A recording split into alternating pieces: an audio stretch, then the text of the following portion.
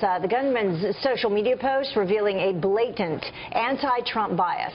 So was this a warning? And what can law enforcement learn from these messages? Here to weigh in, former member of the FBI Joint Terrorism Task Force, Steve Rogers. Steve, I'm sure you were disturbed by this as we all were. What do you make of it and these hints that this might have happened? Well, to begin with, we need to send a message out to the American people that we must address our problems through ballots, not bullets. And this is what law enforcement is going to do this morning, is find out the motive. Why did this individual resort to bullets? Now, what are they going to find out through social media? I understand that as law enforcement is doing forensic studies on his computers and on his social media accounts, a number of people have been dropping off as being friends or contacts on his media pages.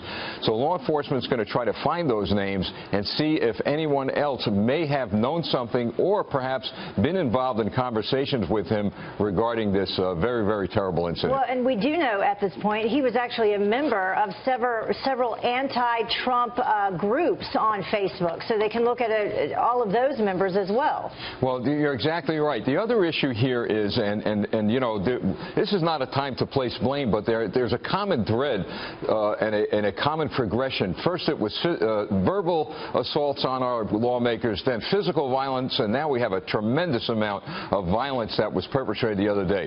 When celebrities get on the air and they're holding the president's head as if he was beheaded, when there are plays and there are other events going on depicting the assassination of our president, these are trigger points. And believe me, law enforcement is going to look at all of this to find out if these things that were aired over the past several weeks caused this individual, brought him over the top. That doesn't mean he is not responsible for his actions and that the others are responsible. I'm not suggesting that, but there are mitigating circumstances that led up to him to cause this terrible, terrible, tragic incident. In all your years with the FBI and in law enforcement, can you recall a time that was this charged where it just seemed like everything was so volatile, especially in politics?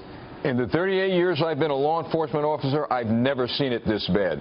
And the responsibility now is on all of our shoulders as American people. I've asked the past week for Americans across this country, calm down, lower the temperature.